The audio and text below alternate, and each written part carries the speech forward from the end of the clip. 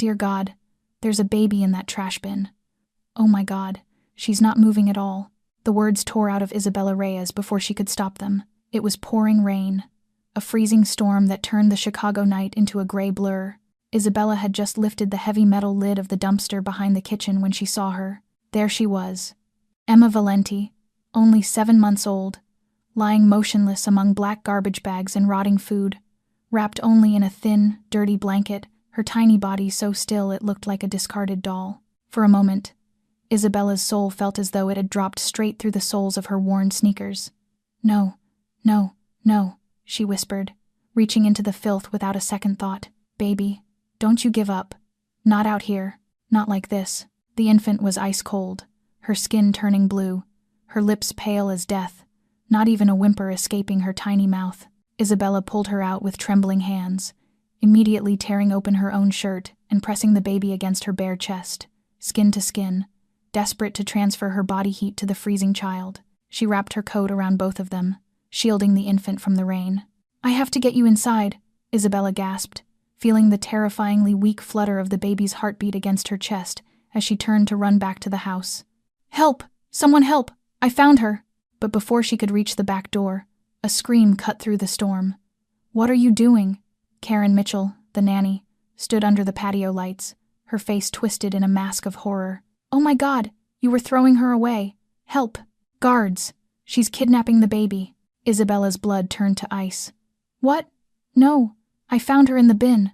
I just pulled her out, liar, Karen shrieked. I saw you. You put her in the trash because she wouldn't stop crying. Within seconds, 4 armed guards surrounded Isabella, guns drawn.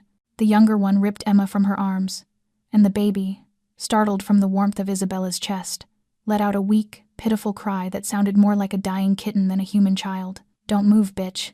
Please, listen to me, Isabella begged, raising her trembling, dirt-stained hands, her shirt still torn open, her skin smeared with filth. She was freezing. She wasn't even breathing when I found her. She needs a doctor. Look at her skin. Shut up! A guard struck her across the face. Isabella staggered, falling into the mud, tasting blood, but nothing prepared her for the presence that emerged from the mansion. Adrian Valenti stepped into the rain like death itself, tall, broad, dressed in a black shirt, his eyes scanning the scene with a rage so cold it stopped her heart. Emma.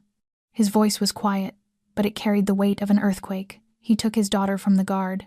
The infant was limp, smelling of rain and refuse, her tiny fists clenched weakly, her eyes half closed. Adrian's jaw clenched so hard a vein pulsed in his temple as he saw the filth smeared on his daughter's onesie, as he felt how cold her little body was. Then he looked at Isabella. You! He growled, his voice dropping to something inhuman. Isabella stepped back instinctively, mud and garbage juice staining her torn uniform, her whole body shaking. Mr. Valenti, please. I went to empty the trash. I found her inside. I saved her. Don't you speak. He handed Emma to Dante and stormed toward Isabella. His voice didn't boom. It sliced, controlled, lethal. You treated my daughter like garbage? You threw my flesh and blood into a dumpster? She's just a baby. She can't even cry for help. No, sir. I swear on my life. The slap came without warning. Isabella's head snapped to the side, pain exploding across her cheek. She fell to her knees on the wet gravel, gasping. Sir, please. Adrian grabbed her by the hair, forcing her to look up at him. His eyes held nothing but murder. I've killed men for less than looking at my family wrong. And you put my 7-month-old daughter in the trash like she was nothing? A helpless infant who can't even call for her father. Tears streamed down Isabella's face, mixing with the rain and mud. I saved her. I swear to God, I saved her. I held her against my chest to keep her warm. Enough. He released her with a shove that sent her sprawling into the dirt. Dante. A tall man in a dark suit stepped forward. Dante Moretti, Adrian's right hand, his expression unreadable, the baby now cradled carefully in his arms. Take her to the basement, Adrian ordered, his back already turned as he took Emma back from Dante, holding his daughter close, feeling her faint heartbeat. I'll deal with her after I know my daughter is safe. No, Isabella screamed, scrambling to her feet. Please, Mr. Valenti, I didn't do this. Check the cameras. Check. A guard grabbed her arm, twisting it behind her back. Pain shot through her shoulder. The cameras were off, Dante said quietly. Someone disabled them 30 minutes ago. Adrian froze. Then he turned, slowly, and looked at Isabella with something worse than rage. Suspicion confirmed. Interesting timing, he said softly. Take her. Now. Please. Isabella fought against the guards, but they were too strong. I have a sister. She's sick. She needs me. I would never hurt a child. Please, someone believe me. No one answered. They dragged her across the lawn, her bare feet scraping against stone and grass, her soaked, torn uniform clinging to her trembling body. Every breath felt like swallowing glass. Please, she whispered, her voice breaking. Please, just listen. They shoved her down a flight of stairs and into a cold, dark basement. The door slammed. The lock clicked. Darkness swallowed her whole. Isabella collapsed onto the concrete floor, hugging herself against the cold. Her cheek throbbed. Her arm ached. Her heart hammered so hard she thought it might burst. She curled into herself, a position she knew too well from childhood. From the orphanage, from the years of being blamed for things she didn't do, beaten for crimes she didn't commit. Not again, she whispered into the dark. Please, God, not again. Somewhere above, she heard Emma's weak, pitiful cries, the sound of a baby too exhausted and cold to truly scream. And despite everything, despite the terror, despite the pain, one thought rose above the rest. That little girl is alive, and I saved her. Even if no one believes me, I saved her. Then footsteps echoed down the stairs. Heavy, deliberate. The lock clicked open. Adrian Valenti stood in the doorway, a gun in his hand, his face carved from stone. Now, he said quietly, you're going to tell me exactly what you were doing near my daughter's room tonight, and if I don't like your answer, he raised the gun. No one will ever find your body. Isabella looked up at him, shaking, bleeding, but somehow still breathing. I saved her, she said, her voice barely a whisper, and one day, you'll know the truth. You'll have to live with what you did to me tonight. For a split second, something flickered in Adrian's eyes. Doubt, confusion, but it vanished as quickly as it came. He stepped into the darkness, and the door closed behind him. If Isabella's courage moved you, hit that like button and subscribe to the channel. Stay with me, because what happens next will leave you breathless. Adrian stepped into the dark basement, the door slamming shut behind him like the lid of a coffin being sealed. The only light came from a single bare bulb overhead, flickering and swaying slightly, casting ghost-like shadows across his face, a face as cold as ice. Isabella shrank into the corner, her back pressed to a damp, mold-stained wall, her whole body still soaked through and shaking without pause, her torn shirt still exposing the skin she had used to warm the baby. Her eyes locked on the gun in Adrian's hand, the black muzzle like a dead man's eye staring straight at her. Speak, Adrian said, his voice frigid and unhurried, as if he had the entire night to break her. From the beginning, and if I hear even one lie, he did not have to finish. The gun finished for him. Isabella swallowed hard, her throat raw and dry, like swallowing sand. I was taking out the trash, she began, her voice trembling but fighting to stay steady. Around 11 at night, I went to empty the kitchen waste. I heard a faint sound coming from the large metal bin, so weak I almost missed it. At first I thought it was a stray animal, but when I lifted the lid, I saw her lying there, not moving, barely breathing. She was ice cold. I pulled her out and pressed her against my chest, skin to skin, to transfer my body heat. That is the only way to save a baby from hypothermia. Adrian stared at her without blinking. His face looked carved from stone, not a single trace of feeling. That is a good story, he said, his tone sharp with a bitter kind of mockery. Too perfect, too complete, like you rehearsed it 100 times. I am not making it up, Isabella almost screamed, desperation tearing through her. Why would I hurt a baby? A 7-month-old who cannot even cry for help? What have I ever done to you? I am just the maid. Adrian stepped closer, the soles of his shoes cracking against the concrete like war drums. He bent down until his face was only inches from hers, his hot breath washing over her skin. How does a maid know how to treat infant hypothermia? Isabella blinked, the question catching her off guard and tangling her thoughts. I used to work in a nursing home, she said, her voice shrinking. 3 years. I was trained in CPR and emergency care because a lot of the elderly there had strokes or went into cardiac arrest. We also had training for infant emergencies. It was mandatory. Adrian's brow tightened, a flicker of surprise crossing his eyes before it vanished. Convenient, he said. A maid who just happens to know infant emergency care. Just happens to check the trash at the right moment. Just happens to save my daughter. You can check my records, Isabella said, her voice gaining a harder edge now, even as fear still choked her chest. Sunrise Nursing Home on the south side of Chicago. I worked there from the age of 22 to 25. They have my emergency care certificate. At that moment, the basement door opened. Dante walked in, his face still expressionless, but something had shifted in his eyes. He leaned in and murmured a few words into Adrian's ear. Isabella saw Adrian's shoulders go rigid, his jaw clenched tight. "What?" Adrian snapped, turning to Dante, his voice razor cold. "The doctor just finished checking her." "Boss," Dante said, loud enough for Isabella to hear. "She has severe hypothermia. Her core temperature was dangerously low. The doctor said if she had been out in that cold 5 minutes longer, her organs would have started shutting down. For a baby that young." He paused, his voice dropping. 1 or 2 more minutes and she would have been dead. The doctor also found traces of sedatives in her blood. Someone drugged her before putting her in that bin. He did not finish, but the silence that followed was heavier than any words. Isabella let out a breath she did not realize she had been holding, a thin thread of hope sparking in her chest. "You see? She really almost died. I saved her. I held her against my body to keep her alive. I have no reason to hurt her at all." But Adrian did not turn back to look at her.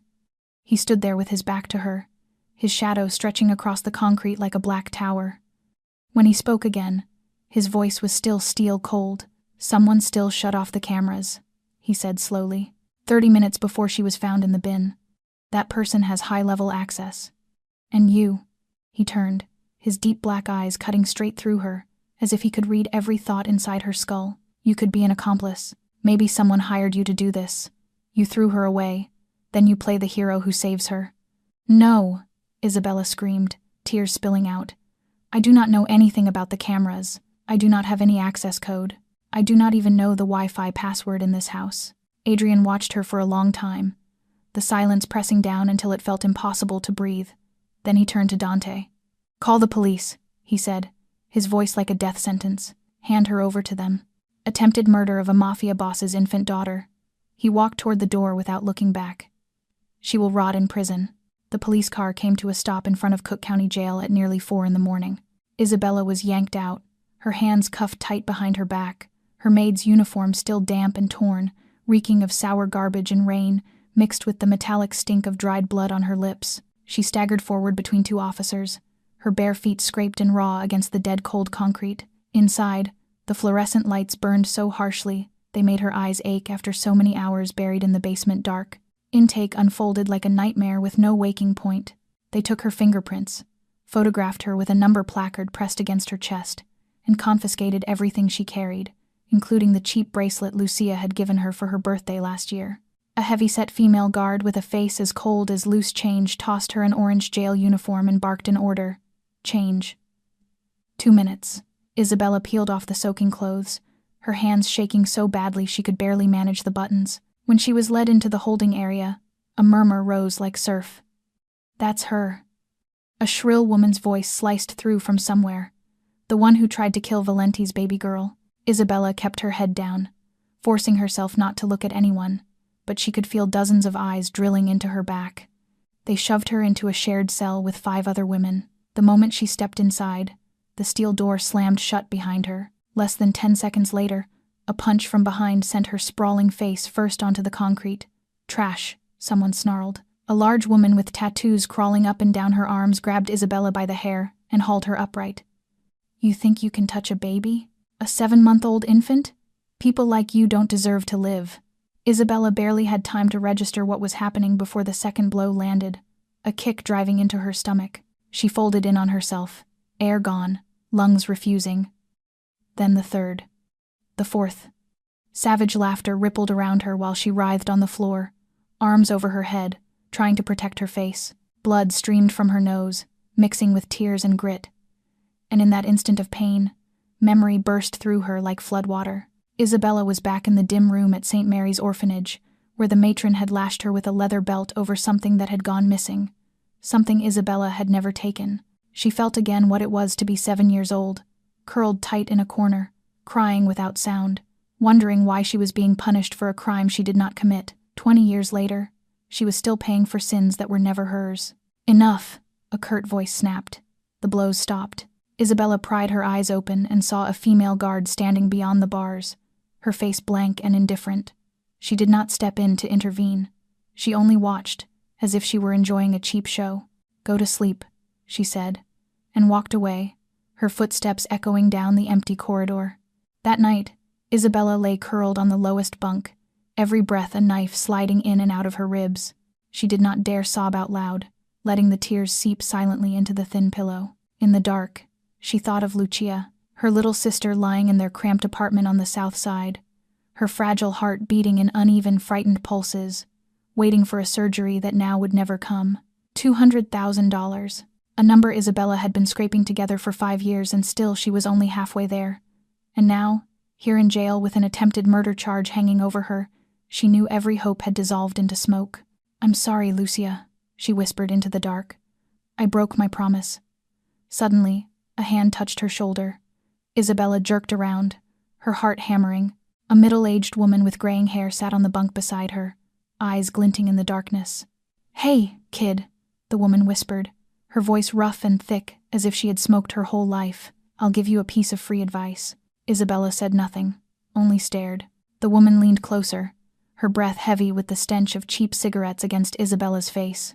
"Valenti bought this whole jail," she said, each word punching into Isabella's chest. "The guards, the inmates, even the warden, all of them belong to him." She paused, a half-smile creeping across her wrinkled face. "You're not going to live long enough to see your court date, kid." 3 days inside the jail passed like 3 years.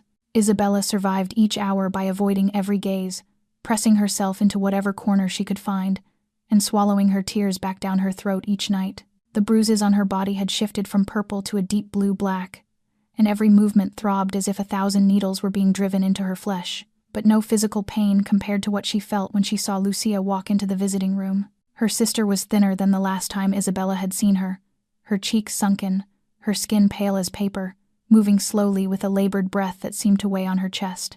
Lucia sat on the other side of the dividing glass, lifted the internal phone, and tears immediately spilled over.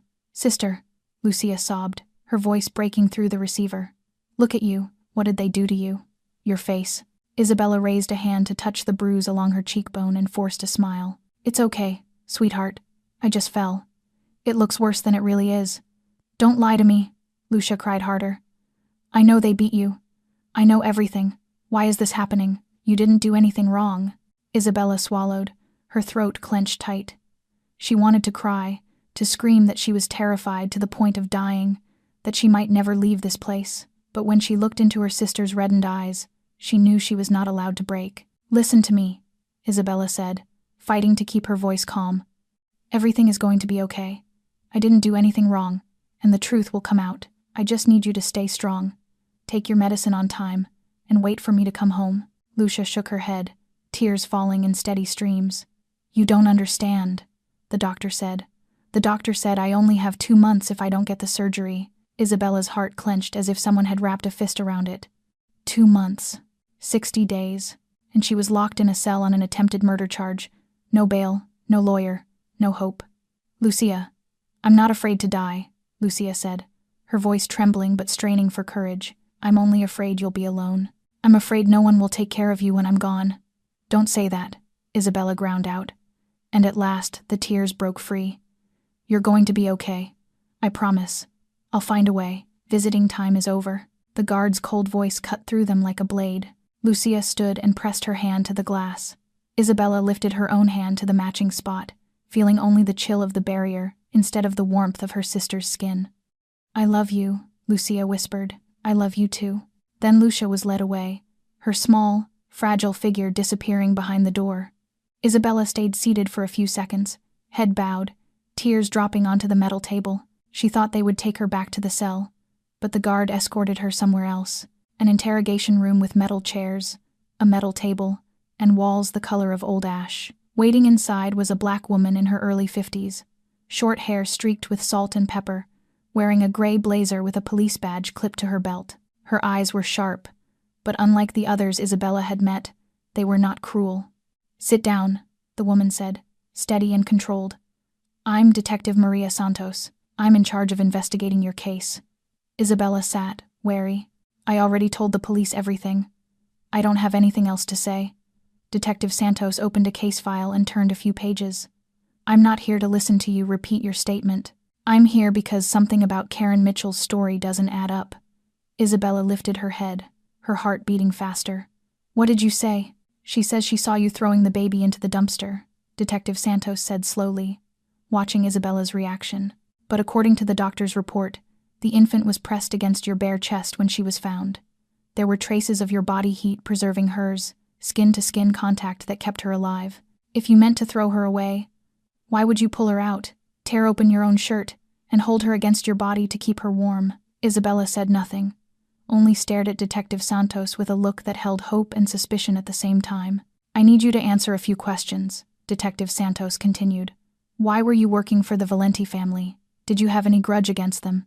"No," Isabella answered immediately. "I only needed the money. My sister has a congenital heart condition and she needs surgery urgently.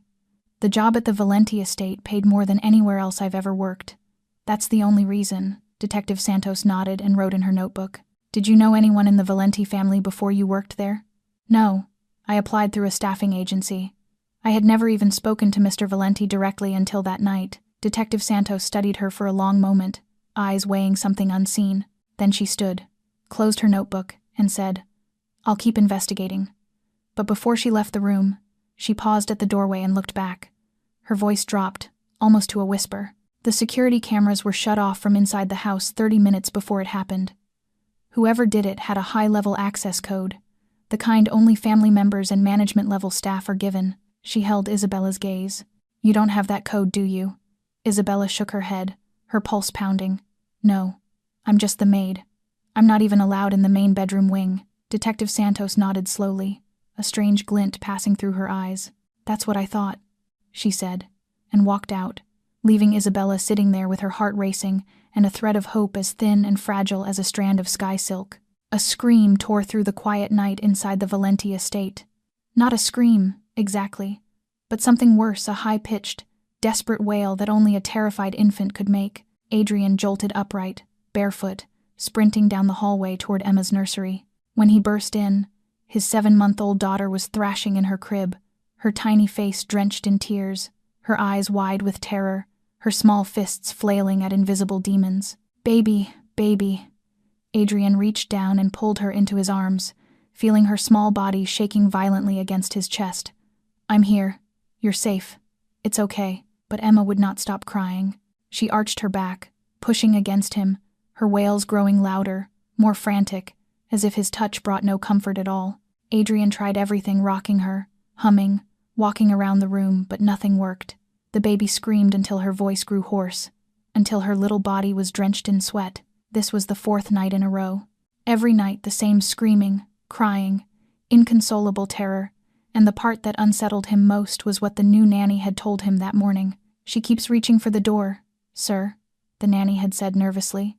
"Every time someone walks in, she looks up like she's expecting someone else, and when it's not that person, she cries harder." Adrian held Emma tighter, his chest feeling as if something sharp had been driven straight through it. He remembered the night it happened, how when the guards had ripped Emma from Isabella's arms, the baby had let out that same desperate cry, as if being torn from the only safety she knew. Victims don't cling to the person who hurt them.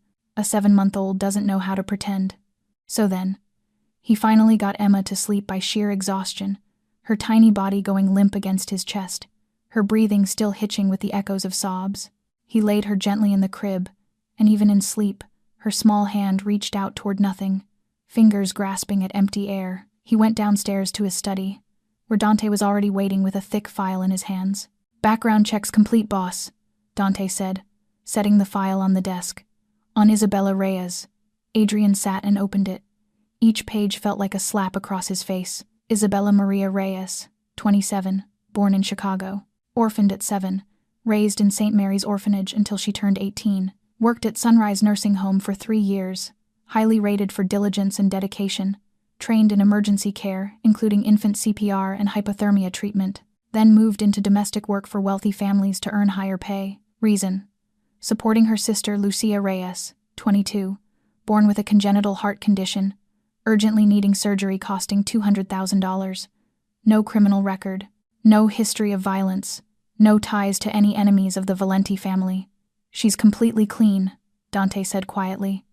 No motive, no violent past, nothing. Just a poor girl trying to save her sister. Adrian slammed the file shut, jaw clenched so hard it ached. Something was wrong, something he had missed. "Brother," a familiar voice called from the doorway.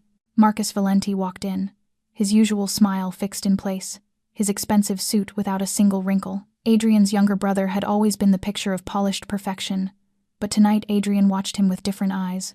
"I heard the baby had another episode," Marcus said, dropping into the chair across from him without being invited. "Poor little thing. That's heavy trauma for someone so young." "She'll be fine," Adrian answered curtly. "Oh, by the way," Marcus leaned forward, voice lowering, "I heard that maid is still alive in jail. You should finish it. Kill her. Make an example out of anyone who thinks they can touch the Valenti family." Adrian stared at him, saying nothing. "Think about it," Marcus went on. "Letting her live only creates problems. She could talk to the cops, she could cause a scandal, kill her, bury her somewhere, and it's done." "Why are you so eager?" Adrian asked, his voice ice cold. Marcus blinked, briefly startled. "What?" "I asked why you're so eager to see that girl dead. She didn't do anything to you." "I'm just looking out for you," Marcus said quickly, the smile still there but his eyes flickering. "Looking out for Emma, looking out for our family." Adrian didn't answer, only nodded slowly. Marcus stayed a few minutes more, talking business, then stood to leave. Before he went, he stopped by Emma's nursery, stood over her crib with a face full of concern, then finally walked out. When the sound of Marcus's car faded into the distance, Adrian turned to Dante. "Pull up the security feed from Emma's nursery." Dante did. The video appeared on the laptop screen. Marcus stepped into Emma's nursery, smiling bright, voice sweet as syrup, cooing at the baby in her crib. But when Emma turned her face away, uninterested in his presence, Marcus's face changed completely. The smile vanished, replaced by something cold and disgusted. He looked at the infant the way you look at an obstacle, something you hate. His hand hovered over the crib for a moment, fingers twitching, before he pulled back. Then when the nanny entered the room, the smile snapped right back onto his mouth as if it had never left. Adrian stared at the screen, the blood in his veins turning to ice. "Dante," he said, his voice low and dangerous, "I want you to start over. I want every single person who was in that estate that night investigated again from the beginning." He turned to Dante, his deep black eyes burning like live coals, including Karen, including Marcus. Dante Moretti did not sleep for 3 nights straight. He sat in the hidden room beneath the estate's basement, surrounded by computer monitors, thick files, and a cup of coffee gone cold and bitter. Adrian's order had been crystal clear: investigate everyone, and Dante never did anything halfway. He started with Karen Mitchell.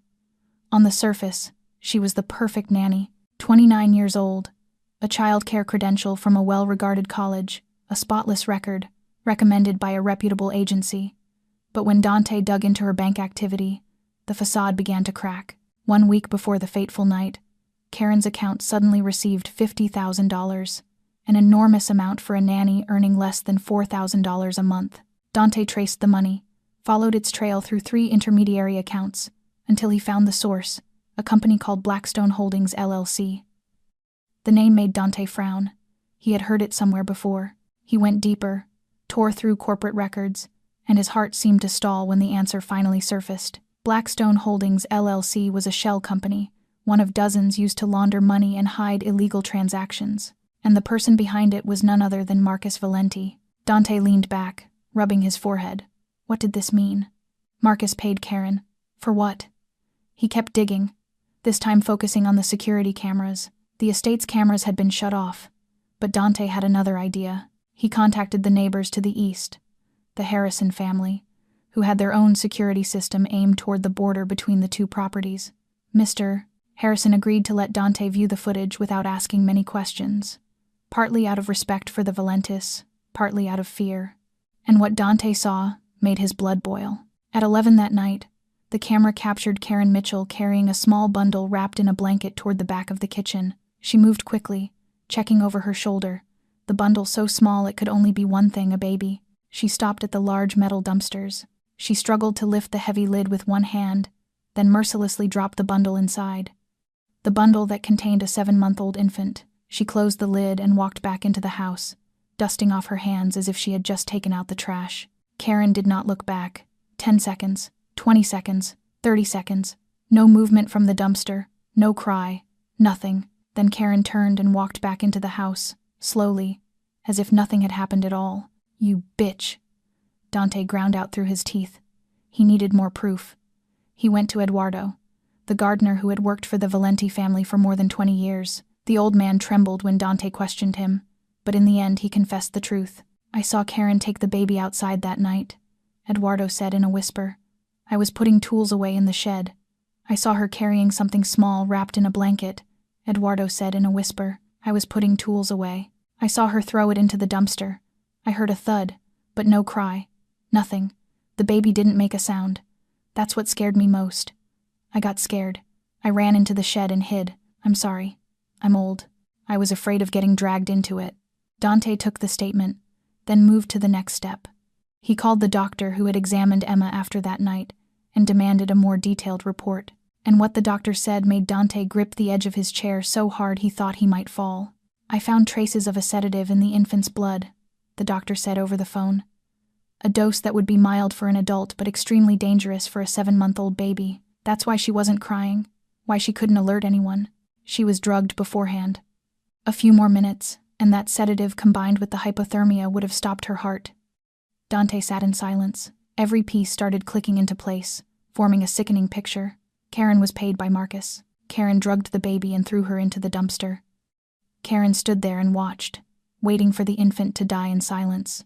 And when Isabella appeared and saved Emma, Karen pinned it on her. This wasn't an attempted murder by a maid. This was a carefully planned killing plot, engineered from inside the Valenti family itself. One last question remained. Who shut off the cameras? Dante went back into the security system and dug into the access logs. And when he found the answer, he had to read it 3 times to be sure his eyes weren't lying. The access code used to disable the cameras at exactly 10:30 that night belonged to one person. Not Karen, not any employee. It was Marcus Valenti's code. Dante picked up the phone and dialed Adrian. His voice was low and heavy when the line connected. "Boss, I know who shut off the cameras that night." He paused, swallowing hard, "and you're not going to like the answer." The sealed room beneath the Valenti estate's basement was cold as a tomb. A single bare bulb swung overhead, throwing restless bands of light and shadow across raw concrete walls. Karen Mitchell sat on a wooden chair in the center of the room, her hands bound tight behind her back, her face drained to the color of death. Adrian walked in, Dante behind him. He said nothing, only dragged a chair into place across from Karen and sat down. His eyes were black pits, empty of feeling. "Mr. Valenti," Karen spoke first, her voice shaking as tears began to slide down her cheeks. "I don't know why I'm here. I told the truth. Isabella Reyes tried to kill Emma. I saw it with my own eyes." Adrian stayed silent, only staring at her. That silence was more frightening than any threat. "Please believe me," Karen cried harder, tears and snot smearing across her face. "I love Emma like she's my own. I would never let anything happen to her. Isabella, that maid, she's the guilty one. She threw Emma in the trash. I swear to you." Adrian slowly opened the file Dante had prepared. He placed the first page on the table and turned it toward Karen. "Explain to me," he said, his voice ice cold, "where the $50,000 in your account came from." Karen's face went even paler. She stared at the bank statement, her lips moving, but no sound came out. I don't know," she stammered. "Maybe it was a mistake. Maybe someone sent it to the wrong account." Adrian laid down the second page. "The money came from a company called Blackstone Holdings LLC, a shell company." Then the third page. "That company belongs to my brother, Marcus Valenti." It was as if lightning had struck her. Karen shook her head violently. No, you have it wrong. I don't know Mr. Marcus. I don't know anything about that company." Adrian didn't answer. He pulled out a laptop and played the video, the screen filled with the neighbor's security footage. Karen walking toward the dumpsters with a small bundle in her arms. Karen lifting the lid. Karen dropping the baby inside like a bag of refuse. Karen walking away without looking back. "No!" Karen screamed, shrill and breaking. "That isn't me. The video is edited. Someone edited it to frame me." Adrian shut the video off and placed one more page on the table. "The doctor's report," he said slowly. "Emma had a sedative in her blood that night. Someone gave my 7-month-old daughter a sleeping drug before throwing her into the dumpster. A drug that could have killed her." He leaned forward until his face was inches from Karen's. "You expect me to believe Isabella Reyes, a maid who's only been working here for 6 months, somehow got her hands on a sedative, snuck into my daughter's nursery, drugged a baby, carried her outside, threw her in the dumpster, then pulled her out and held her against her bare chest to keep her alive just to play the hero? For what? To play the hero." His voice rose, each word a knife driven deeper into Karen. "Or is it you? Karen Mitchell, the woman with $50,000 from my brother, the woman on camera throwing my infant daughter away like garbage, the woman who can access Emma's nursery whenever she wants, who is guilty." Karen collapsed. Her body sagged like a puppet with its strings cut. The crying was no longer performance. It was the raw terror of someone who knew she had reached the end of the road. "Please," she sobbed. "Please spare me. I didn't want to kill her. Marcus told me he only wanted to scare you. He said all I had to do was leave her there for just a few minutes and pull her back out right away, so you'd realize she needed better protection. I didn't know. I didn't think she would almost die. She's just a baby. I didn't think the cold would take her so fast." "Why?" Adrian roared, surging to his feet so fast the chair toppled backward. "Why would my brother want to hurt my daughter?" Karen trembled, tears pouring like a river. He said if there's no Emma, you won't have an heir. He'll be the one to take over everything when you die. He said the Valenti Empire should have been his from the beginning, but your father chose you only because you're the oldest." She paused, gulping air. "Marcus said Isabella was the perfect prey. A poor girl, no family, no money, no power. No one would believe her. You would kill her, and it would all be over. No one would ever know the truth." Adrian stood there, motionless as stone, but his hand began to shake, not from fear, but from rage building like a volcano about to split the earth. "That bastard," he ground out, his voice the low thunder before a storm. "That bastard almost killed my daughter. My 7-month-old daughter who can't even cry for help. And I..." He slammed his fist into the table, the sound exploding through the room like a gunshot. "And I threw the woman who saved my child into jail. I beat her. I let people almost kill her in there for a crime she never committed." He turned to Dante, his eyes burning like open flame. "Where is Marcus?" Dante glanced at his phone, his voice low. "Our sources say he's at the private airfield on the south side of the city.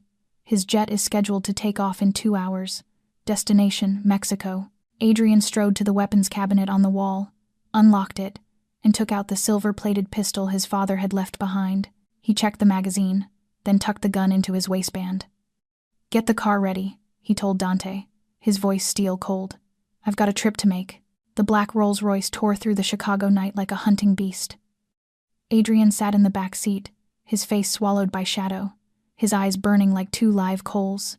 Dante drove, glancing at his boss now and then through the rearview mirror, but he did not dare speak. Midway Executive, a private airfield on the southern edge of the city, was familiar ground for the wealthy who wanted to come and go without being seen. When Adrian's convoy poured onto the runway, Marcus's private jet was already powered up, ready to lift off.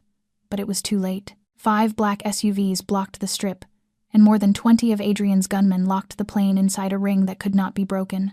Marcus descended the aircraft stairs, surprise flashing across his face before it settled back into that practiced calm. He stood there in a black suit, hair slicked smooth, looking more like a successful businessman than a man who had just plotted to kill his own infant niece. "Brother," Marcus said, a half-smile curling his mouth. "Here to see me off? No need. I'm just taking a little vacation for a few weeks."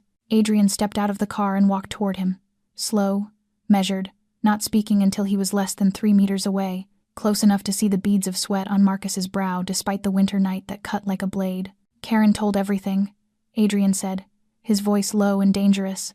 $50,000, the shell company, the sleeping drug, all of it.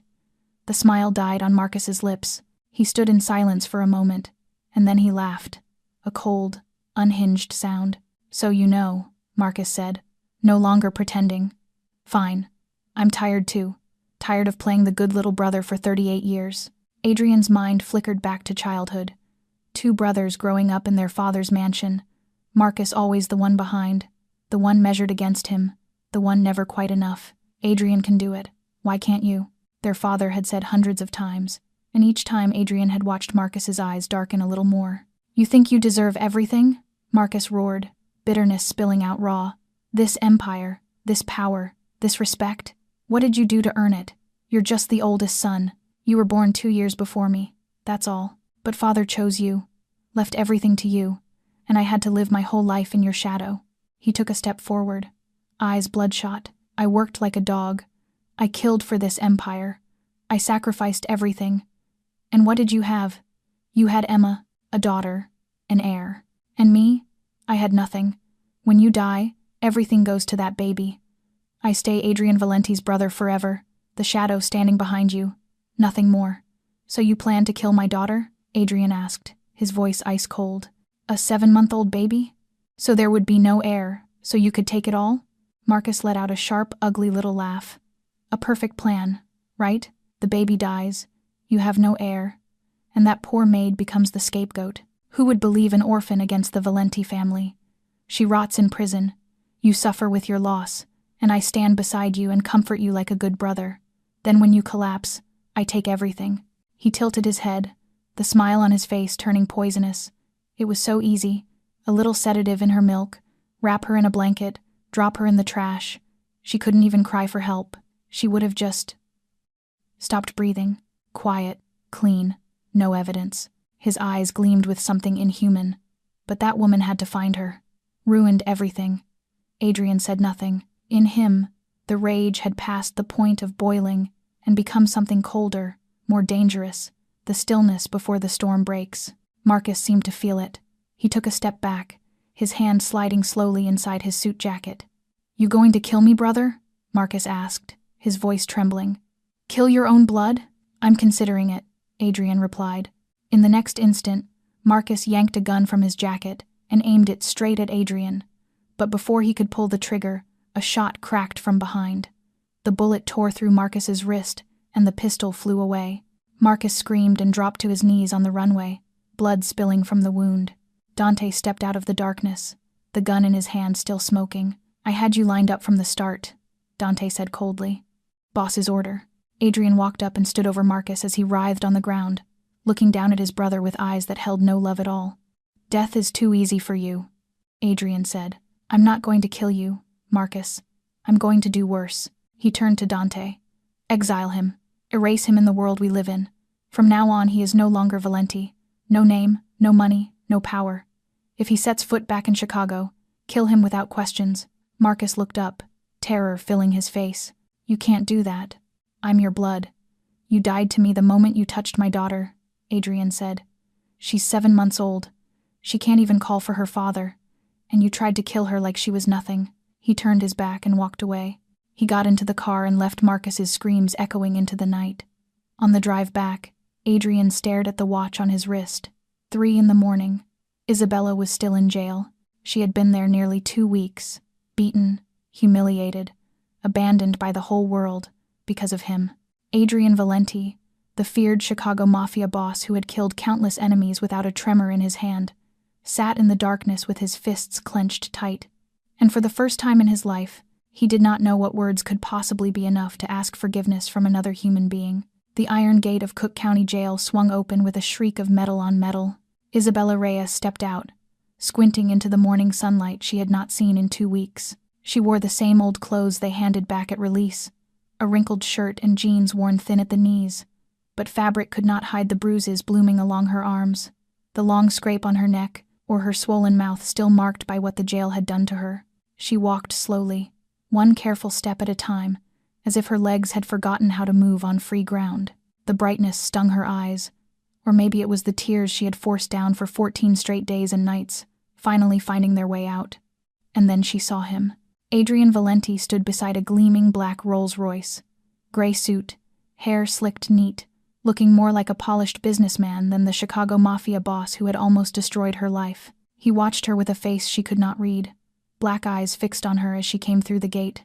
Isabella hesitated for a fraction of a second when she recognized him. Her heart sped up, not from fear, but from the fury rising deep in her chest. She remembered his slap. She remembered his hand in her hair. She remembered his cold voice ordering her into the basement. She remembered 2 weeks of hell inside that jail. The beatings, the humiliation, the daily threats that she would be killed before she ever saw a judge. She met his eyes for 1 second, then turned her head and kept walking as if he were nothing more than a streetlight. Isabella. His voice called after her. She did not stop. Isabella, please stop. She kept going. Faster now. Footsteps hurried behind her. Please, just let me speak. His hand touched her shoulder, and that was the last drop. Isabella spun around. Her arm swung up, and the slap cracked loud across the parking lot outside the jail gate. Adrian Valenti, the feared Chicago Mafia boss no one dared look in the eye, stood there and took it. He did not dodge. He did not strike back. He did not say a word. "You have the nerve to stand here," Isabella shouted, her voice breaking open with every ounce of pain and rage that had been piling up for 2 weeks. "You have the nerve to look at me after what you did." She stepped closer and stabbed a finger toward his face. "You almost ruined my life. You hit me. You locked me in a dark basement. You handed me to the police for attempted murder for something I didn't do. You let people almost kill me in there." Tears poured down her cheeks, but her voice stayed hard as iron. "I saved your daughter. I reached into that filthy dumpster and pulled her out. I held her against my bare chest to keep her alive. A 7-month-old baby who couldn't even cry for help. And you slapped me. You knocked me down. You called me a murderer." She stopped, panting, her chest rising and falling. "Do you even know what I went through these 2 weeks? Do you know what they did to me in there? Look." She yanked up her sleeve, exposing the mottled bruises. "This is what your bought inmates gave me. This is the price I paid because you believed a snake instead of using your head to think." Adrian did not move. His eyes darkened, but he offered no excuse. He only stood there and took each word as if it were a blade driven into his chest. "I know," he finally said, his voice low and hoarse. "I know I was wrong. I don't have anything to defend myself with. I just wanted to." He reached into his inner jacket pocket and pulled out a thick envelope, holding it out to her. "This is compensation for what you suffered. And the cost of your sister's surgery. It's all in here. $250,000. Isabella looked at the envelope, then lifted her gaze to his face. 1 second, 2, then she laughed, bitter and cold. "You think money can buy my dignity?" She snatched the envelope from his hand and hurled it straight into his face. Bills scattered into the wind, fluttering down like autumn leaves. "I don't need your dirty money," Isabella said, her voice trembling but proud.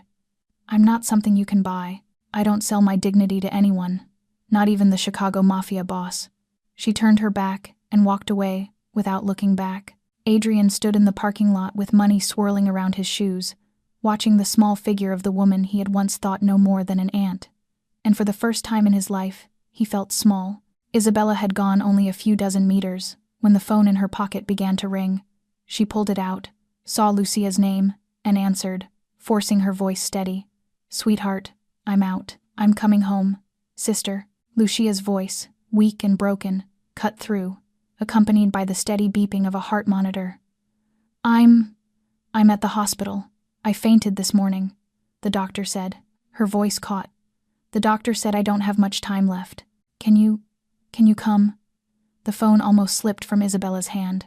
She stood frozen in the road, shaking head to toe, the world around her collapsing into silence. "Wait for me," she whispered, her throat tight with grief.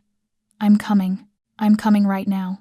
Isabella ran through the streets of Chicago as if her life depended on it, her heart battering wildly inside her chest, because, in a way, it did. She had no money for a cab, no car, nothing but legs worn down to the bone after 2 weeks in jail, and still she ran, step after step, sweat mixing with tears on a face still bruised and swollen. Cook County Hospital rose ahead of her like a white fortress.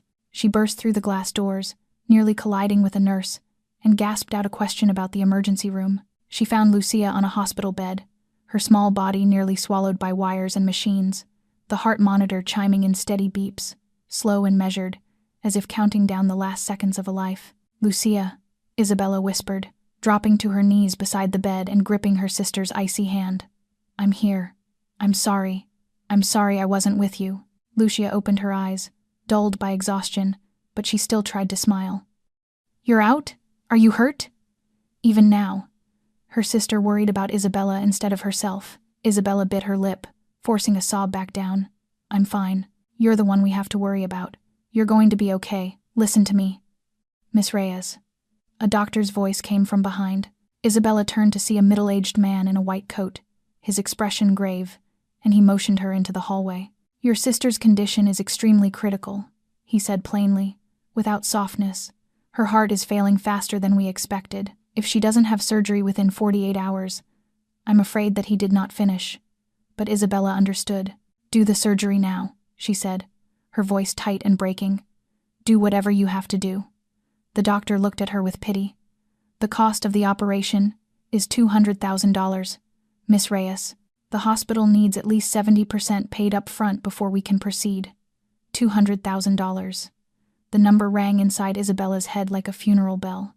She did not have $200 in her pocket at that moment, so how could she have 200,000? She walked out of the hospital and collapsed onto the steps, her head in her hands. She thought of everyone she knew, every place she could possibly borrow from. She called her former supervisor at the nursing home and was refused. She called a few old co-workers, and no one picked up. She called the bank and was laughed at because she had no collateral. No one lends money to a girl fresh out of jail. No one believes someone branded with attempted murder of a mafia boss's baby. She was drowning in desperation when a familiar black car pulled up in front of her. Dante Moretti stepped out, an envelope in his hand. "Miss Reyes," he said, his voice low. "I picked this up in the parking lot this morning."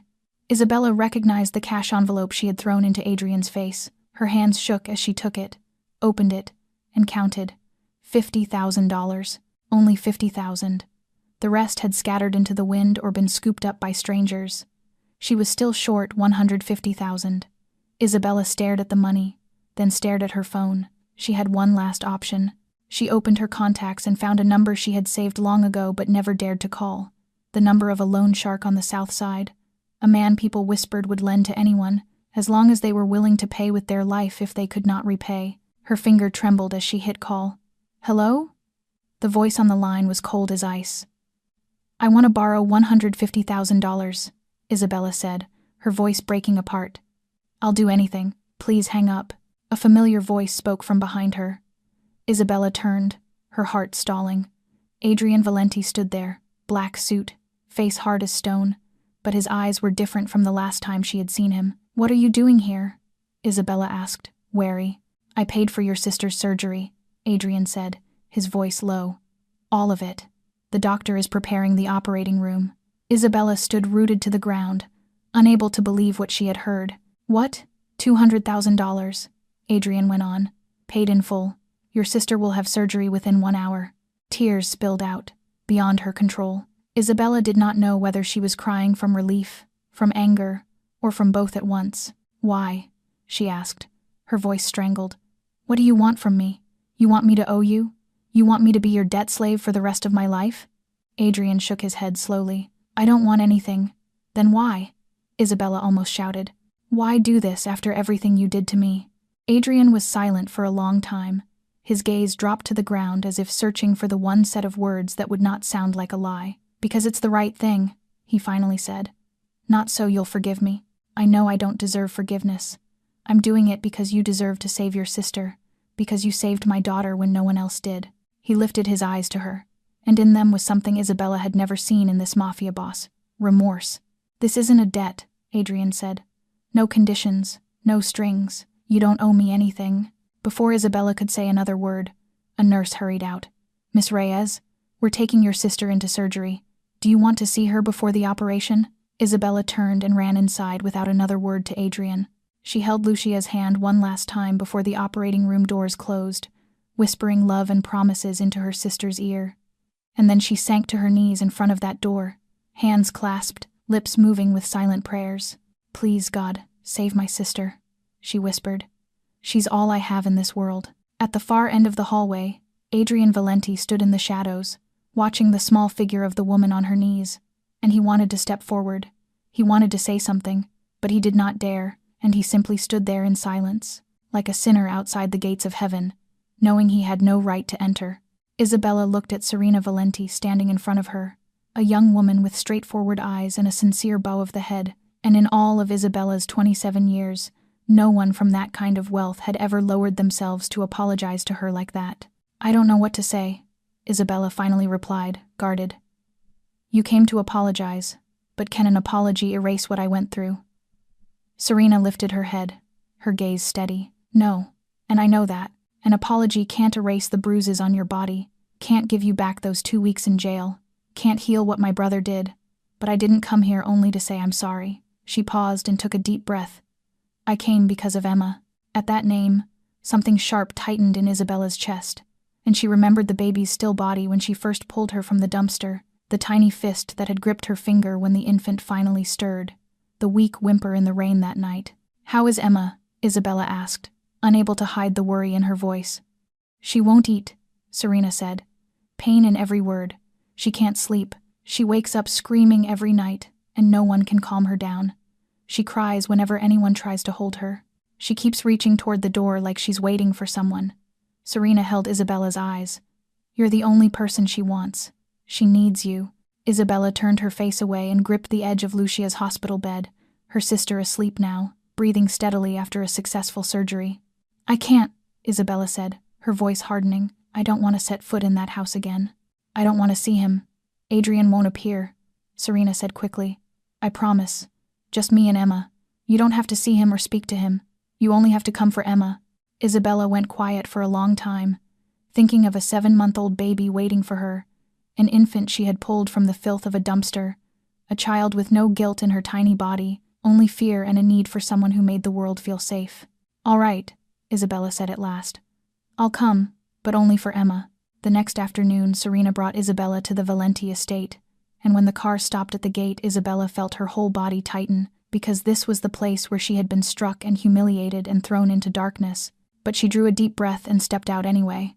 Serena led her inside, avoiding Adrian's office wing, and they climbed the stairs and walked down the hallway to Emma's nursery. When the door opened, Isabella heard it first, the thin, exhausted crying of a baby who had been sobbing for too long. Emma lay in her crib, her tiny face red and tear-streaked, her small fists flailing weakly, her voice hoarse from hours of crying. The new nanny stood beside her, looking helpless and defeated. But the moment Emma's eyes found Isabella in the doorway, everything changed. The crying stopped. The baby went still, her red-rimmed eyes locked onto Isabella's face with an intensity no 7-month-old should possess. Then her little arms shot up, reaching, grasping, desperate. A sound escaped her tiny mouth, not quite a word, but close. "Ma, ma, ma." Isabella crossed the room in 3 steps and lifted the baby from the crib, pressing Emma against her chest. The infant immediately buried her face in Isabella's neck, her small body shuddering with the echoes of sobs, her tiny fingers clutching Isabella's shirt so tightly the fabric stretched. "I'm here," Isabella whispered, her voice breaking. "I'm sorry I couldn't come sooner. I'm here now. You're safe." She sank into the rocking chair by the window, cradling Emma close, feeling the baby's frantic heartbeat slowly begin to calm against her own chest. Emma would not let go. Every time Isabella shifted, the baby's grip tightened, as if releasing her would mean losing her forever. "Don't leave," Emma seemed to say with every desperate clutch of her fingers, every press of her face against Isabella's warmth. "Stay with me." Isabella didn't answer, only rocked gently, humming softly. Serena stood in the doorway watching, eyes shining with tears, then quietly slipped away and closed the door so they could have the room to themselves. Outside the window, the sky darkened, and Emma still refused to sleep, her tiny hand wrapped around Isabella's finger, her eyes fighting to stay open, as if closing them would make Isabella disappear. "Do you want me to sing for you?" Isabella asked softly. Emma's eyes flickered at the sound of her voice, and Isabella began to sing a lullaby an old supervisor at the nursing home had taught her when she first started working there, her voice clear and tender, filling the quiet nursery like cool water, beginning with, "Hush, little baby, don't say a word," and then continuing in the same soothing, promise-filled rhythm, offering comfort with imagined gifts and gentle reassurances until the fear loosened its grip.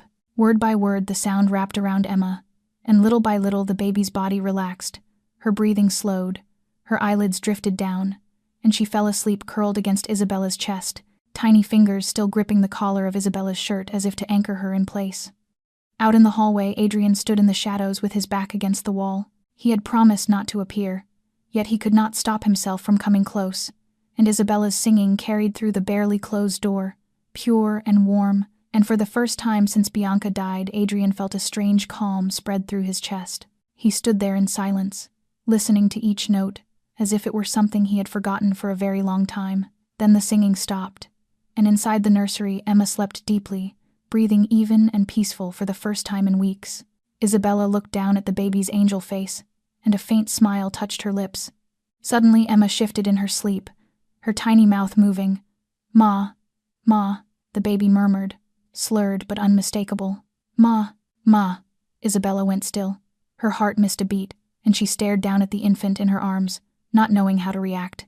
Outside the door, Adrian also froze, his hand braced against the wall, eyes fixed on nothing at all, because it was one sound, only one, yet it was enough to steal the breath from both of them. 3 days after the night Isabella sang Emma to sleep, an envelope appeared in Lucia's hospital room. Inside was a handwritten letter from Adrian Valenti, along with an employment contract. Isabella read every line, her brows knitting tight. "He wants me to be Emma's official nanny," she told Lucia, suspicion plain in her voice. "5 times what I used to make as a maid. A private apartment on the estate, comprehensive health insurance for both of us." Lucia lay in the hospital bed, recovering far better after the surgery, though she still needed a few more weeks of rest. She took the letter from her sister's hands, skimmed it, then looked up at Isabella. "You're going to refuse." "Of course," Isabella said immediately. "I don't want anything to do with him anymore. I don't want to live in that house." "Isabella," Lucia said gently, eyes carrying a kind of understanding far older than 22. "I know he hurt you, but think carefully. You lost your job. You have a record now, even if you've been cleared, and people won't hire you easily. And me," she stopped, and looked down at her hands.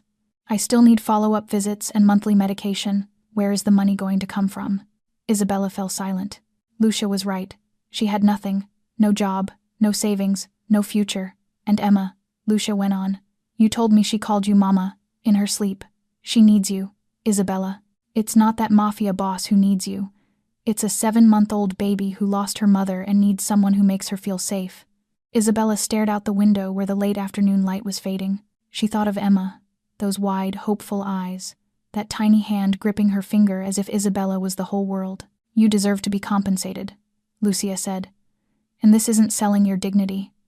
This is you working, being paid what you're worth, and helping a baby who needs you. There's nothing shameful about that." 2 days later, Isabella arrived at the Valenti estate with a small suitcase and a list of conditions as long as her arm. Adrian received her in the living room, his face as cold as ever, but something like relief flickered in his eyes when he saw her.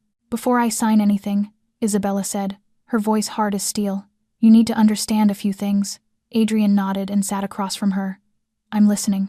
First, I am not your servant. I am Emma's nanny, and my job is to care for her, not to cater to you or anyone else in this house." "Agreed." "Second, you do not give me orders. If you want something from me, you say please. If I do it, you say thank you. I don't care who you are out there. In this house you treat me like a human being." Adrian frowned for a moment, as if no one had ever dared set terms with him, and then he nodded. "Agreed." "Third, I have the right to refuse any request I consider unreasonable, and you cannot fire me simply because I disagree with you." "Agreed." Isabella studied him for a long beat, searching for deceit in his eyes and finding none. "All right," she said at last. "I accept." The first week passed in strange, almost unreal moments. Isabella moved into a small apartment on the grounds, a cozy space with a bedroom, a living room, and her own kitchen. She spent most of her time with Emma, feeding her, bathing her, singing to her, rocking her through the long afternoons, and Emma, like a wilted flower suddenly given water, began to eat normally again, sleep more peacefully. And slowly, gradually, the bright-eyed smile returned to her angel face.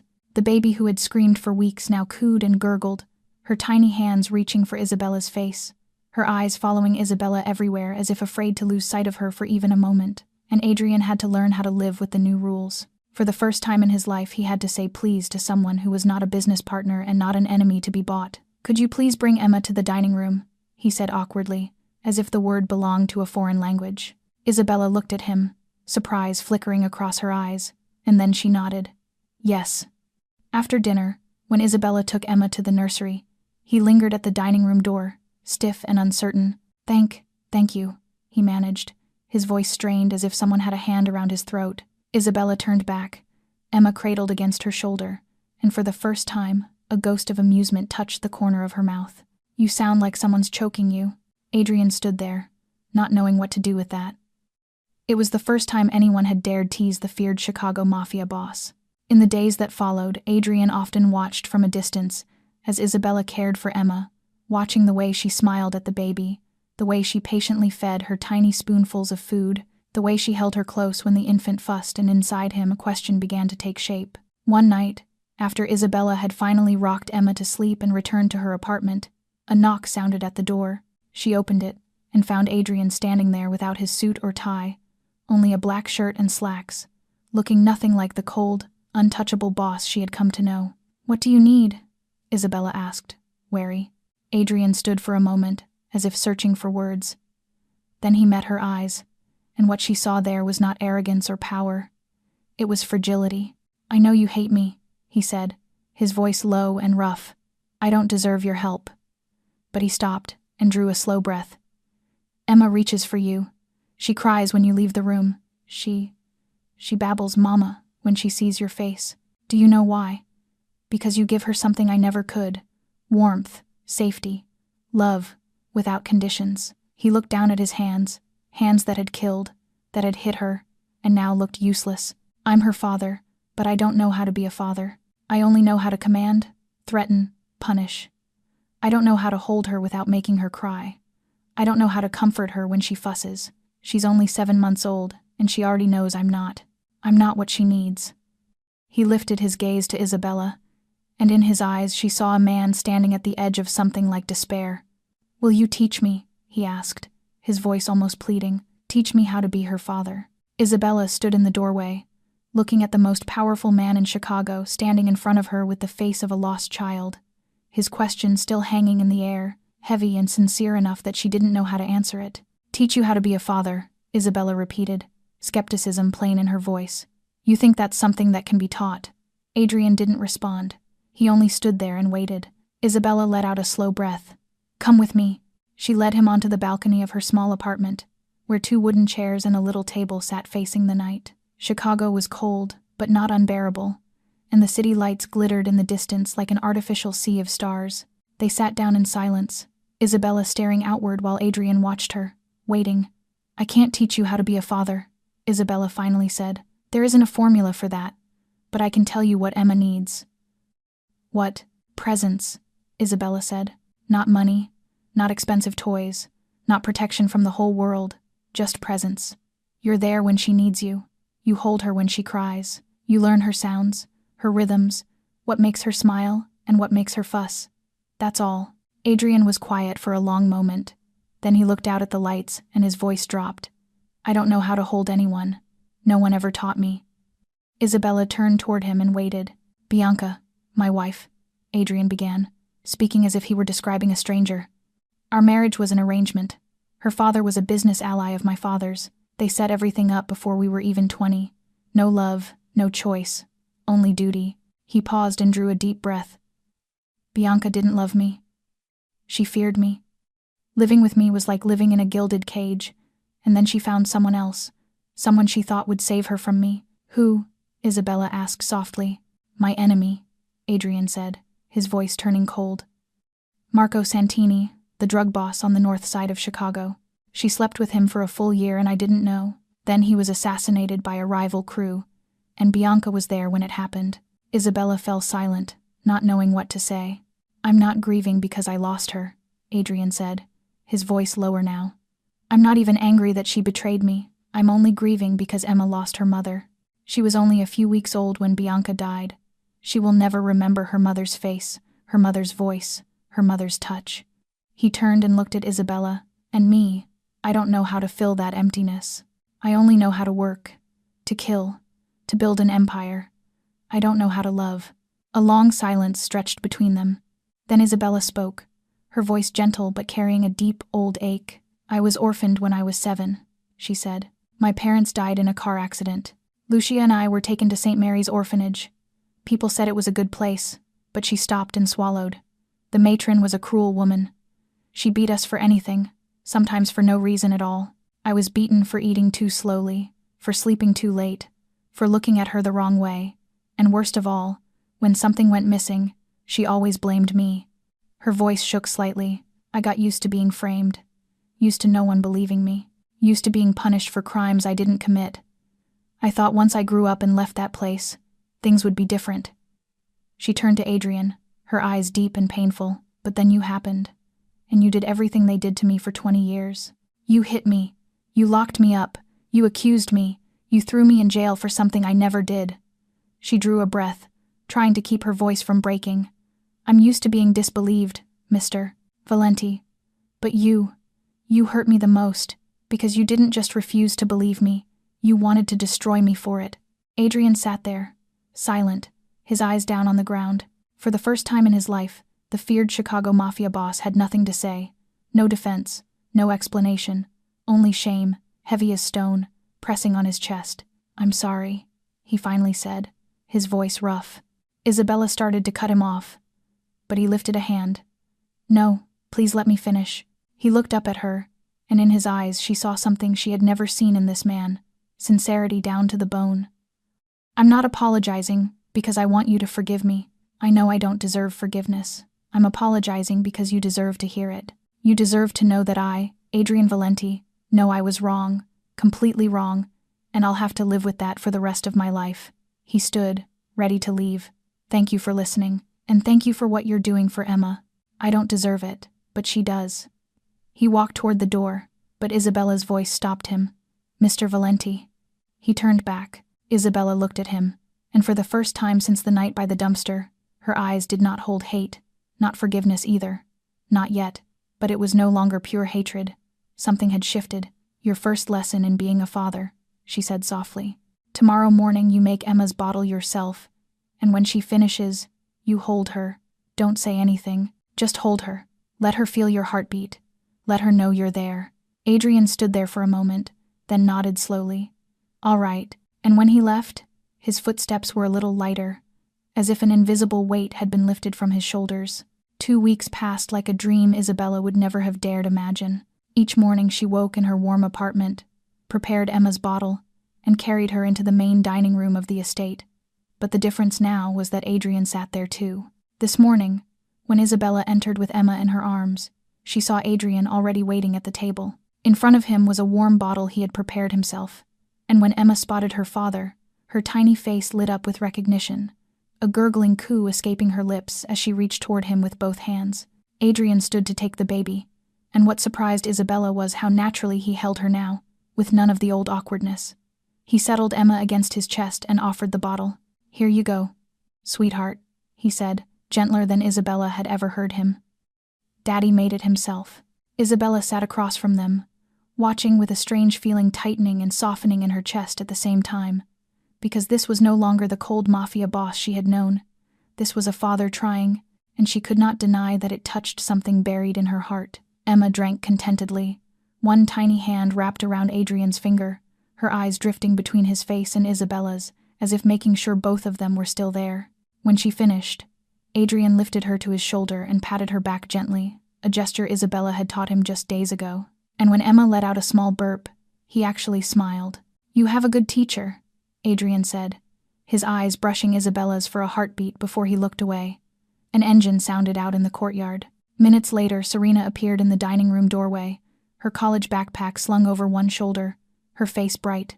I'm home, the 19-year-old announced as she came in, and when she saw her brother feeding Emma while Isabella sat across from them, her eyes lit with unhidden joy. Wow, Serena said, dropping into a seat beside Isabella. I leave for 2 weeks, and the whole house changes. Adrian is actually eating breakfast with Emma. No phone, no Dante reporting work. Do you want me to throw you out? Adrian asked, but his voice held none of its usual threat. Serena laughed and leaned close to whisper into Isabella's ear. What kind of magic did you do on him? I've never seen him like this. Isabella didn't answer, only smiled. That afternoon, another visitor came. Lucia arrived, discharged from the hospital, but still moving slowly. The 22-year-old stepped into the estate timidly, eyes wide as she took it all in. Isabella.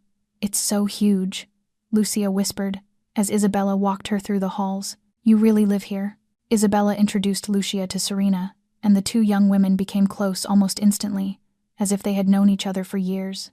They sat in the garden talking and laughing, while Isabella tended Emma nearby, rocking her in a stroller under the shade of an old oak tree, and seeing her sister safe and bright again gave Isabella a simple happiness she had forgotten existed. That night the rain came. Not a normal rain, but a sudden violent storm, thunder and lightning tearing open the black sky, and then the power went out and the entire estate fell into darkness. Emma's scream ripped through it all, a high-pitched, terrified wail that cut through the thunder like a knife. Isabella ran from her apartment toward Emma's nursery. Heart pounding, she shoved the door open, and in the flash of lightning she saw Adrian arriving from another direction at the same moment. Together they rushed to Emma's crib. The baby was thrashing, her tiny face red and tear-streaked, her cries growing more frantic with each crash of thunder. Isabella lifted her immediately, pressing her close, while Adrian stood beside them, his hand hovering protectively over the baby's back. It's okay, Isabella soothed, rocking Emma gently. It's just rain. Daddy and Isabella are here. But Emma would not stop crying. Her small body shook with each sob, and she kept reaching for something, for someone, for comfort she could not find. Let me, Adrian said softly, and Isabella looked at him with surprise. She carefully transferred Emma into his arms, and Adrian held his daughter against his chest, one large hand cradling her head, the other supporting her tiny body. He began to hum low and rough and uncertain, but it was a lullaby, or something close to it. And slowly, impossibly, Emma's cries began to quiet. In the darkness, Isabella watched them, and something shifted in her chest. Adrian's eyes found hers over the baby's head, and in the flash of lightning she saw they were not cold anymore. Something deep and warm lived in that look, something that made her heart race. Their hands brushed as they both reached to adjust Emma's blanket. A jolt shot through Isabella when her skin touched his, and she heard Adrian's breath catch for a beat. For one suspended moment neither of them moved. Then they both pulled back as if burned. I'm sorry, Adrian said, his voice rough. No, I'm sorry, Isabella answered, her cheeks suddenly hot even though the room was cold. They stood together in silence, Emma finally asleep between them, but Isabella could feel his presence like a warm flame, and she knew he felt the same. When Emma was settled back in her crib, Adrian stepped back first. Thank you, he said, his voice turning stiff again, as if he were trying to rebuild a wall that had cracked. I'll go check the generator. He left quickly, as if he were running from something. Isabella stayed by Emma's crib, her pulse still wild. She didn't understand what had just happened. No, she did understand. She just didn't want to admit it. In the days that followed, Adrian kept his distance. He still fed Emma breakfast and still followed Isabella's lessons, but he no longer met Isabella's eyes. There were no late-night conversations on the balcony, no moments where they accidentally stood too close, and Isabella told herself this was good. She shouldn't feel anything for this man. He had almost ruined her life. He was a mafia boss. He was, but deep down she knew something had shifted and she wasn't sure she could go back to how things were before. On the 5th night after the storm, a knock sounded. Isabella opened the door, thinking it would be Adrian, but it was Dante, his face pale and tense. Miss Reyes, where is the boss? I don't know. What is it? Dante didn't answer. He hurried away to find Adrian, and Isabella followed, dread rising in her chest. She found them in Adrian's office, Dante speaking with a grim urgency. When Isabella stepped inside, both men turned to look at her. What is it? Isabella asked. Adrian looked at her, jaw clenched, his eyes dark as a sky before a storm. Marcus, he said, forcing each word through his teeth. He escaped exile, and he's coming back to Chicago. The Valenti estate became a fortress in less than 24 hours. Adrian pulling every string he had, tripling the number of bodyguards, installing more security cameras in every corner, and ordering that no one leave the grounds without his permission, while Isabella went to check on Emma's nursery, only to find the crib empty and the window shattered. Panic exploded in her chest. She screamed for Adrian, her voice tearing through the silent hallway. Chaos erupted. Guards swarmed the house, but the nursery was empty. While Adrian was barking orders to seal the perimeter, Isabella's phone vibrated in her pocket. She froze, staring at the screen. A message from an unknown number. A video link. With shaking fingers, she pressed it. The screen lit up, and her heart seemed to stop. Lucia was there, tied to a chair, and next to her, in a small, portable crib, was Emma, the baby's face red from crying, her tiny fists flailing weakly. Marcus Valenti moved into view. "Hello, Isabella." "Hello, brother. I have a full house tonight." He smirked, looking into the lens. "I hear the surgery went very well. But you know, hearts are fragile. All it takes is a little too much stress." He lifted a knife, letting the blade slide lightly across Lucia's arm. "You want them back?" Marcus laughed. "The heir and the sister. 2 lives. Here is the deal. Come alone. Bring no one. Do not tell my brother. If I see anyone else, they die. You come, and you take her place in this chair." He walked over to the crib and looked down at Emma with cold disgust. "As for this one, she's been crying for hours. Annoying little thing. Keeps reaching for someone who isn't here." He smiled cruelly. "Maybe she's calling for her new mommy." Then he gave an address to an abandoned warehouse on the southern outskirts of Chicago. "You have 2 hours. If I see anyone other than you, the girl dies. If you call the police, the girl dies. If you do not come," he lifted the knife to Lucia's throat.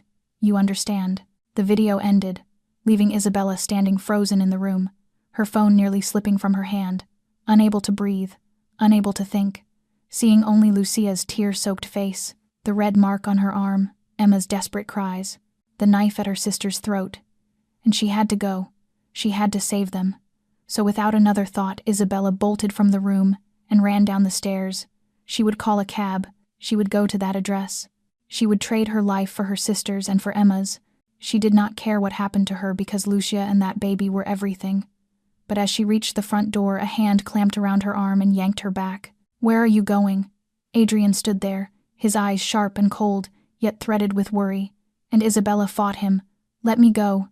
But he did not release her, and she sobbed through the panic. "I have to go." He took Lucia. "He's going to kill her." And Adrian said, low and steady, "I know. Dante traced your phone signal. We saw the video." And Isabella screamed again, tears spilling without control. "Then let me go. I have to get there." He said, "If I don't come, he'll kill Lucia." And Adrian's face was white as a sheet, his hands shaking for the first time. "He has Emma," he whispered, a sound of pure devastation. "He took my baby girl. She's only 7 months old. She doesn't understand what's happening. She must be so scared." Then his voice hardened into something terrifying. "We are going. I will burn this city to the ground to get them back." He grabbed Isabella's shoulders, forcing her to look at him. "Marcus has no intention of letting your sister go. He'll kill you, then kill her, then send the video to me. That's his real plan." And Isabella shattered against him, pounding his chest. "I don't care. That's my sister, the only person I have in this world. I can't let her die. I'd rather die in her place." And Adrian stood there and took every blow, not dodging, not striking back, letting her hit him until she collapsed into sobs. And then he lowered himself to her eye level, his hands holding her shoulders with a gentleness that was firm, and his voice was deeper and warmer than she had ever heard from him. "Listen to me. I will not let you die, and I will not let your sister die. I promise." And she cried, broken. "What can you promise? You don't understand. Lucia is the only one I have. If she dies, I have nothing." And Adrian looked straight into her eyes, and whatever she saw there stopped her tears mid-breath. "Not anymore," he said, solid as an oath. "You have us. You have Emma. You have Serena. You have me. You are not alone anymore, Isabella, and I will not let anyone take anyone from you." And it was the first time he had said her name, not Miss Reyes, not ma'am, but Isabella. And the way he said it, as if it were the most precious thing left on earth, made her throat tighten. Then Adrian rose and turned to Dante waiting at the door, the old authority sliding back into his voice. "Mobilize everything. Find Marcus. Surround the warehouse. I want no rat slipping out." And Dante asked, "How does the boss want him handled?" And Adrian stared out the window, jaw clenched, eyes dark as storm night. "I want him alive," he said, each word ground through his teeth, "so I can kill him myself." The black convoy tore through the Chicago night like hunting beasts. 5 sport utility vehicles, 20 of the Valenti Empire's most battle-tested gunmen, and 1 Mafia boss with murder in his eyes, Dante at the wheel of the lead car with Adrian beside him. his face carved from cold stone while his gaze burned with hatred, and in the back seat, despite every objection, Isabella sat with the pistol Adrian had taught her to use over the past week. "You should not be coming," Adrian said for the third time since they got in. "It is too dangerous." "My sister is in there," Isabella answered, her voice hard as steel. "And Emma. You cannot stop me." Adrian said nothing after that, because he understood that stubbornness. He would have done the same if Emma were the one being held, and she was. The abandoned warehouse lay on the southern outskirts of Chicago, in an old industrial zone dead for decades, surrounded by collapsed buildings, weeds grown as high as a person's head, and darkness thick as ink, the perfect place to hide hostages. The convoy stopped about 300 meters away. Adrian signaled his men to fan out and seal the area from every direction. Then he looked at Isabella, his voice dropping. "Stay in the car. Wait until we control the situation." Isabella was about to argue, but something in Adrian's eyes made her stop. Not an order this time, but a plea. "Please," he said, for the first time using the word with her as if it belonged naturally in his mouth. "I cannot focus if I have to worry about you." Isabella nodded, even though everything inside her was boiling. Adrian and Dante led the entry team, moving through the dark like ghosts, approaching from the rear where a rusted steel door waited. Dante signaling as two gunmen stepped forward to break the lock, the door opening with a shriek of metal, and then hell began. Gunfire ripped the night apart. Marcus's men were waiting inside, and the shootout exploded instantly, bullets slicing through air, screams, shattering glass, metal slamming into metal. Adrian moving like a panther, swift and lethal, dropping two men before they could even react, and then driving deeper into the warehouse.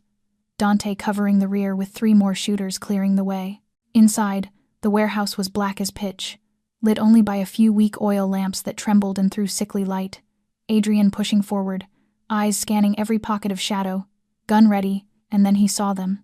A chair sat in the middle of the space, Lucia bound to it, her mouth sealed with tape, and beside her, on the cold concrete floor, was a small portable crib. Inside it, Emma lay wrapped in a thin blanket, her face red and tear-streaked, her cries reduced to weak, exhausted whimpers. She had been crying for so long she had nearly lost her voice. Adrian rushed to his daughter while Isabella sprinted to Lucia. Adrian lifted Emma from the crib, cradling her against his chest, and the baby immediately buried her face in his neck, her tiny body shaking with silent sobs, her small fingers clutching his shirt with desperate strength. "I've got you," Adrian whispered, his voice cracking. "Daddy's here. You're safe." Meanwhile, Isabella dropped to her knees beside Lucia, hands tied, mouth sealed with tape, eyes wide with terror. Isabella tore the tape from her mouth. "You are safe," she said fast, cutting the ropes. "Are you hurt? Can you stand?" "Isabella," Lucia gasped. "The baby is the baby okay?" "She's okay. Adrian has her. Can you stand?" Lucia nodded and tried to rise on shaking legs, Isabella steadying her, turning to get her out. And that was when she heard footsteps behind her and felt the cold press of a gun barrel against the back of her head. "Hello, Isabella." Marcus's voice came, cold and delighted. "And hello, big brother. What a touching reunion." Adrian went still. Emma clutched protectively against his chest, not daring to move because at this range Marcus could not miss. "Put the baby down," Marcus ordered. "Turn around slowly, and if you even think about trying something, I will put a bullet through your skull and then through that crying little thing in your arms." Adrian's jaw clenched, but he had no choice. He carefully laid Emma back in the crib, the baby immediately starting to wail again at the loss of contact, her tiny arms reaching up for him. He turned to face his brother. Marcus stood there, paler than the last time they met, his wrist still wrapped from the wound Dante had put in it, but the gun in his hand was steady, aimed at Adrian's head without a tremor. "In the end, I win," Marcus laughed, wild and unhinged. "You thought you could exile me, erase me, and I would disappear. You thought I would run like a kicked dog."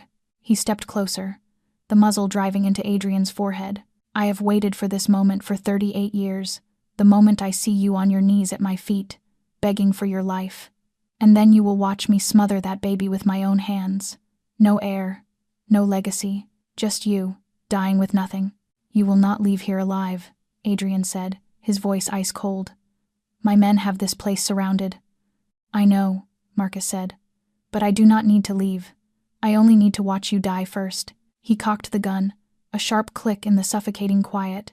"Goodbye, big brother." Drop the gun. A voice spoke from behind, and Marcus froze. He turned his head, and what he saw stopped him cold. Isabella stood there less than 5 meters away, her pistol aimed straight at his head, and she did not know when she had run in, did not know how she had made it through the firefight outside. She only knew that when she heard Marcus say goodbye, her legs had moved on their own. "You," Marcus sneered. "What are you going to do? Shoot me?" "I said drop the gun," Isabella repeated, her voice shaking while her hands stayed steady as rock, because Adrian had taught her how to hold it, how to aim, how to control her breathing, how to squeeze the trigger. "If you do not, I will shoot." Marcus stared at her, then laughed, contempt thick in it, mocking and cruel. "You will not shoot," he said. "You are the good one, remember. You are the girl who reached into a dumpster to save a baby. You are the girl who forgave the man who almost ruined your life. You do not have it in you to kill." He turned back to Adrian, pointing the gun at him again, treating Isabella like she was nothing. "Stand there and watch. Watch me kill my brother. Then I will kill you. Kill your sister. Smother that screaming infant. Kill everyone you love." "Isabella, run!" Adrian shouted. But Isabella did not run. She remembered the nights in jail, the fists of other inmates, the tear-soaked face of Lucia in that video, Emma's desperate cries. She remembered everything Marcus had done, not only to her but to Emma, to Adrian, to all of them. And she was not a good person. She was someone who would do anything to protect the people she loved. Isabella squeezed the trigger. The gunshot exploded through the warehouse like thunder. The bullet tore into Marcus's right shoulder, knocking him backward, the pistol flying from his hand. Blood sprayed, dark and wet against the gray concrete. Marcus screamed and hit the floor hard. One hand clamped over the wound as he gritted out, You bitch," and tried to crawl toward the gun where it had skidded. But Adrian was faster. He surged forward, kicked the weapon farther away, then planted his boot between Marcus's shoulder blades and drove him down. "Don't move," Adrian snarled, his voice the sound of a storm. Isabella stood there with her pistol still aimed forward, her whole body trembling like a leaf in high wind, unable to believe what she had just done. Because she had shot someone, she had actually shot someone, and the world felt unreal around the edges. Behind her, Emma's cries had shifted, no longer the desperate wails of terror, but something different.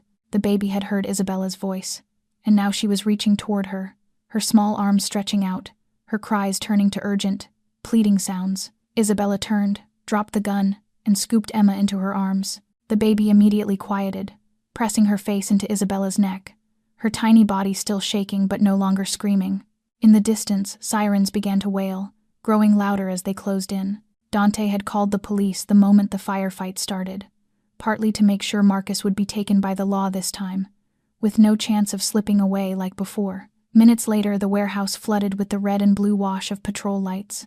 Dozens of officers poured inside with weapons drawn, sealing off the area, and at the front of them was a familiar face. Detective Maria Santos stepped into the warehouse, her sharp eyes taking in the scene in a single sweep. Marcus on the floor bleeding from the shoulder, Adrian standing over him, Isabella holding a trembling baby in her arms. "Miss Reyes," Detective Santos said, calm but firm. "Is the baby injured?" "No," Isabella whispered, her voice breaking. "She's scared. But she's okay. Put the weapon down," Detective Santos said, nodding toward the pistol on the floor. "Slowly. No one is going to shoot you." An officer came to collect the weapon while others snapped cuffs on Marcus and lifted him onto a stretcher. "We need an ambulance," someone shouted. "Two injured." Lucia was brought out on another stretcher. She was conscious, only suffering a few shallow cuts and dehydration from being held too long. And when her stretcher passed Isabella, she reached out and grabbed her sister's hand. "Isabella," Lucia cried, her voice thin and shaking. "You saved me. You saved the baby." Isabella dropped to her knees beside her. Emma still clutched against her chest, tears pouring.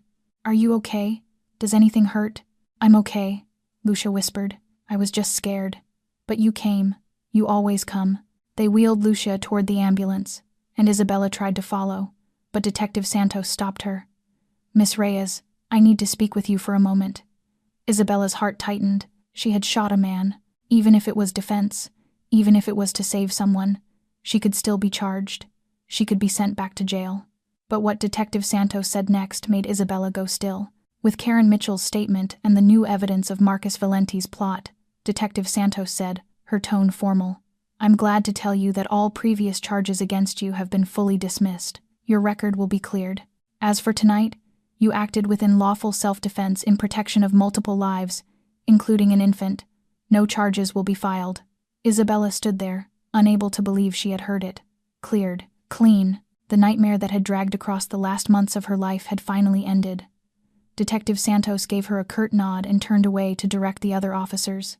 Around Isabella, people rushed in every direction, the ambulance pulling out, officers collecting evidence, medics bandaging the wounded, but Isabella could not move. She stood in the middle of the chaos as if her feet had been nailed to the floor. Emma still pressed against her chest, the baby's breathing finally evening out into exhausted sleep. And then, as the adrenaline drained out of her body, everything crashed in at once. She began to shake. Her whole body shook uncontrollably, as if live current were running through her bones. Her knees buckled and she started to fold, but she couldn't fall. She had Emma. She had to protect Emma. "I shot someone," she whispered, her voice breaking into fragments. "I shot someone. And then, strong hands steadied her, one arm wrapping around her waist, another hand coming to rest protectively on Emma's back. "Adrian, it's okay," he said, his voice low and warm in her ear. "You're okay.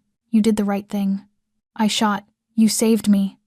Adrian cut in, his arm tightening around her. "You saved Lucia. You saved Emma. You stopped him from killing all of us.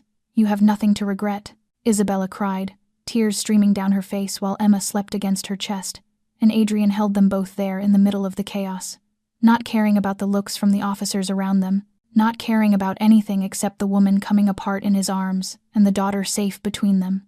This was not an embrace of simple gratitude, not an embrace of ordinary comfort. This was the embrace of two people who had walked through hell and survived, the embrace of two people who needed each other more than anything else in the world, the embrace of a family that had almost been destroyed and was now, somehow, still standing. They stood like that for what felt like forever, until the noise around them softened, until Isabella's tears began to run dry, until her heartbeat finally started to steady again, until Emma shifted in her sleep and let out a soft, content sigh. Then Adrian bent close, his mouth near her ear, and he whispered, rough with feeling, "Don't leave. We need you." Isabella did not answer. She didn't know what words could hold everything between them, the grief, the harm, the wounds, the forgiveness still unfinished, but she did not let go either. She tightened her grip on Emma, leaned into Adrian's chest, and let herself be held for the first time in a very, very long time. A week had passed since the nightmare at the warehouse. Marcus was in custody now, awaiting trial on a long list of charges: kidnapping, conspiracy to commit murder, even assault against an infant, and this time he would not slip away. Lucia was recovering well, and, at Serena's invitation, had moved in temporarily at the Valenti estate. Emma's bright babbling had returned, the night terrors fading night by night, her tiny face lighting up every time she saw Isabella walk into the room. Everything seemed to be settling back into something like normal, and yet between Adrian and Isabella the air had changed completely. They no longer avoided each other the way they once had, but they also did not dare step too close, and every time their eyes met, they both looked away too quickly, the memory of that embrace still branded into them like a burn that would not fade. Isabella knew she could not stay. She had thought about it for nights on end, lying awake in the warm apartment, staring at the ceiling and asking herself what she was doing. She loved Emma. There was no denying that, and she had begun to feel something for Adrian too, even if she did not want to admit it. But his world was not her world, guns and violence and enemies hiding in the dark, and she could not live like that for the rest of her life. That morning Isabella packed. Not much, only a small suitcase with a few changes of clothes and the handful of keepsakes she owned. She had told Lucia her decision, and even though her sister did not agree, Isabella would not bend. She wrote a letter for Emma, to be read to her someday when she was old enough to understand, explaining that Isabella had to go, but would always love her, because she did not know if she had the courage to say goodbye face to face. She had barely stepped out of her apartment when Adrian was there, as if he had been waiting. "Where are you going?" he asked, his eyes dropping to the suitcase in her hand. Isabella took a deep breath. "I'm leaving, Mr. Valenti. I left my resignation on the table." "Why?"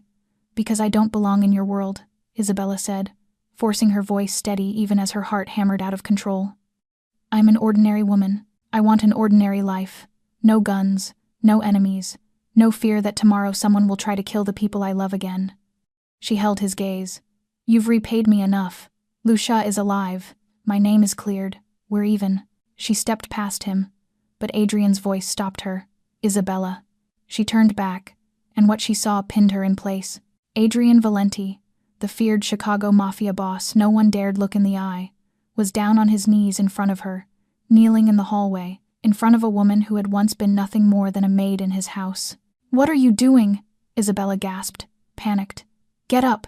If someone sees you, I don't care who sees," Adrian said, looking up at her with a sincerity she had never seen in anyone. "I know I don't deserve it. I know what I did to you is unforgivable. I hit you. I locked you up. I almost destroyed your life because of my blindness and my pride."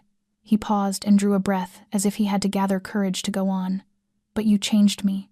You taught me how to be a father. You gave Emma what I never could. You saved my life when I didn't deserve saving. And every day I'm near you, I become a better man." He took her hand, that rough, calloused hand of a man who had killed, now trembling like a child's.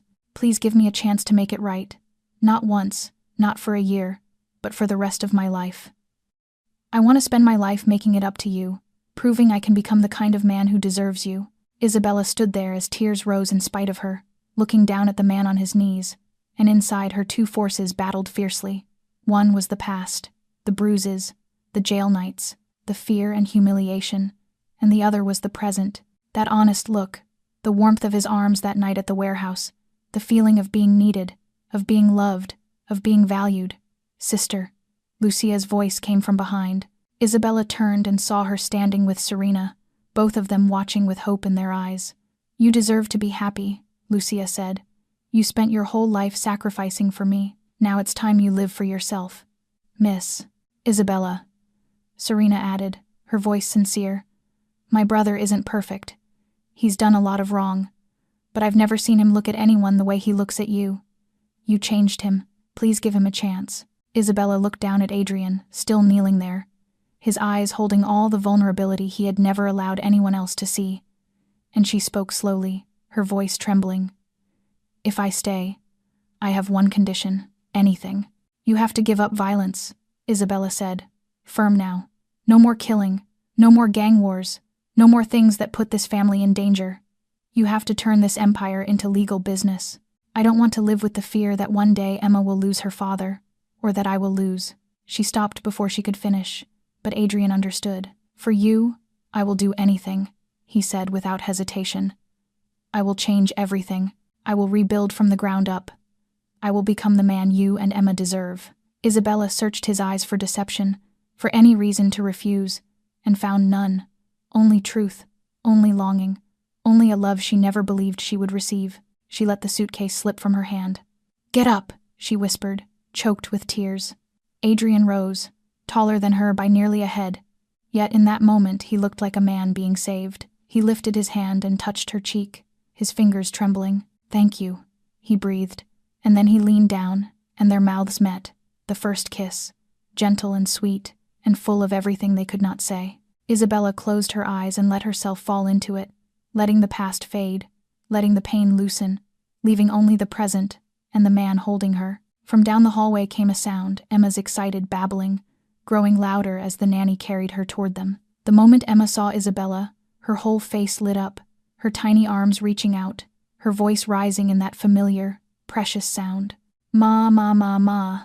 The nanny brought her close, and Isabella took her, feeling Emma's small body settle against her chest with a contented sigh, the baby's fingers immediately tangling in Isabella's hair.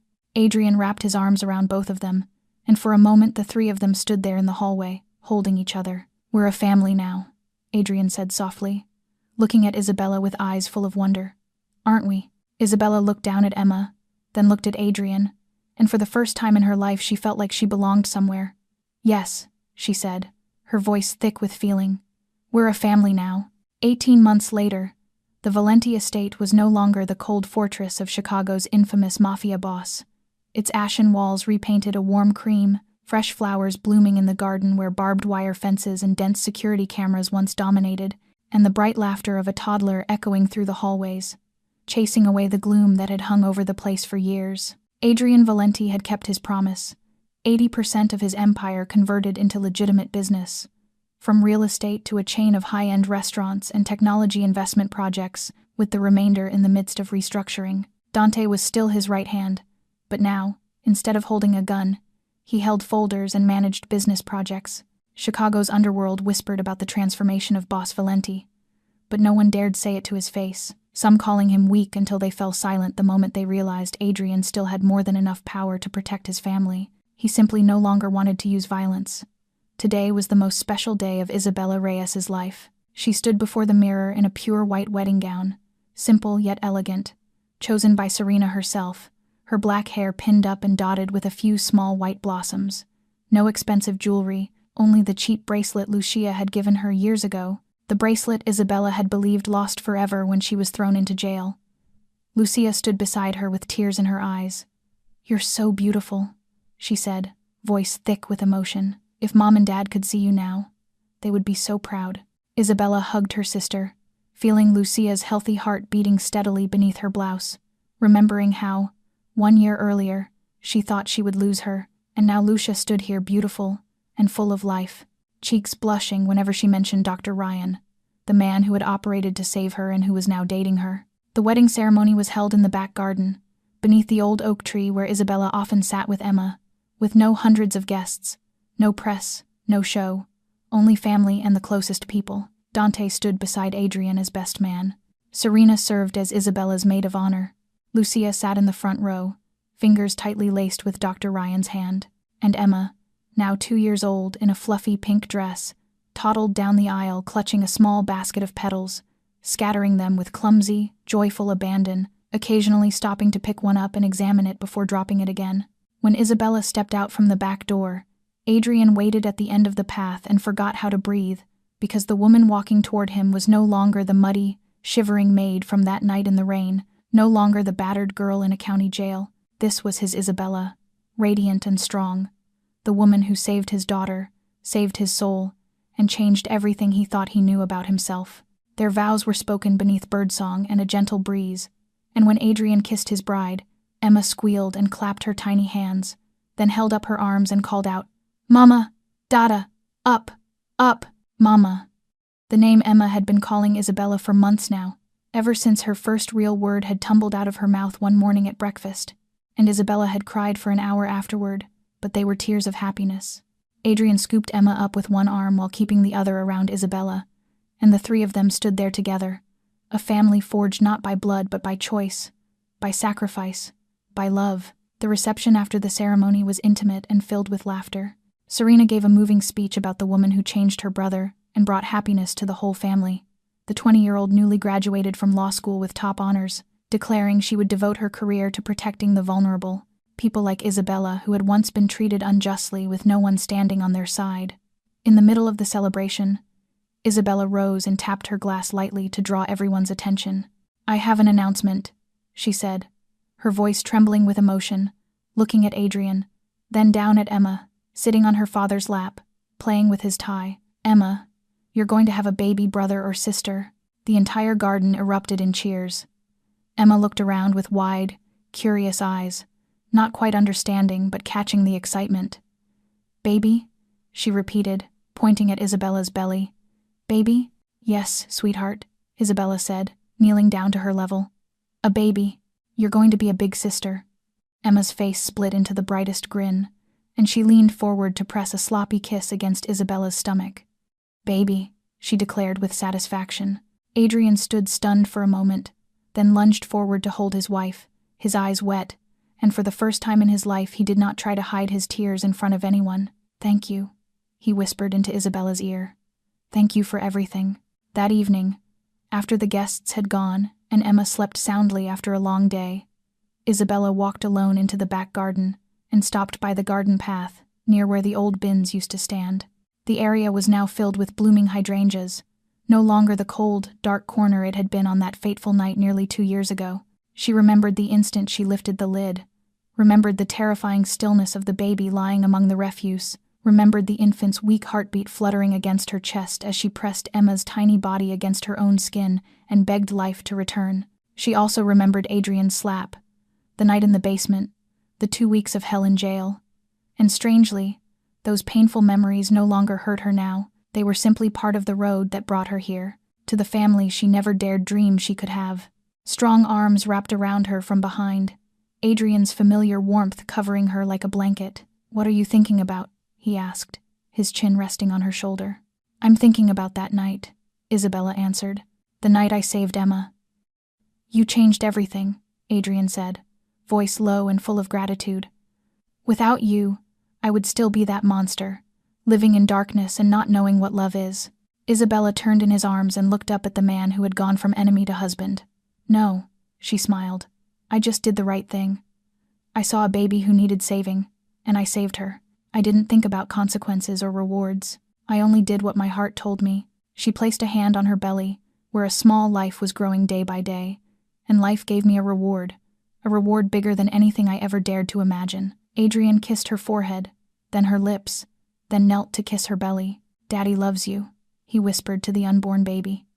"Daddy loves your mother, and Daddy will spend his whole life protecting this family." From the house, Emma's voice rang out, not words exactly, but the unmistakable sound of a toddler who had woken up and wanted attention. "Mama! Dada!" Isabella and Adrian looked at each other and laughed. "The princess is calling," Isabella said.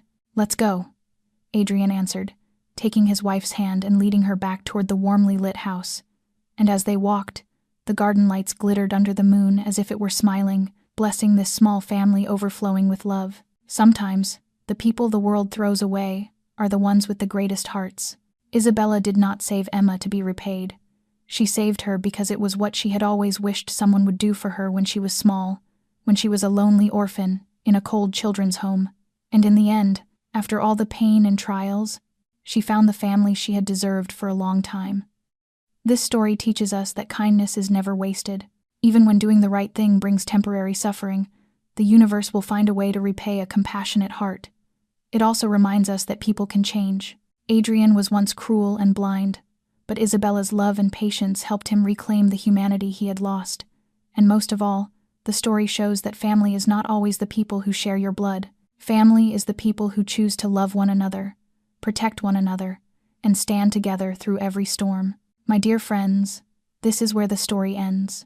Thank you for staying with Isabella and Adrian through this emotional journey. If this story touched your heart, please press the like button and subscribe to our channel so you do not miss the compelling stories we share every day. Please share this video with the people you love, the people who need to be reminded that life always offers a second chance to those who deserve it.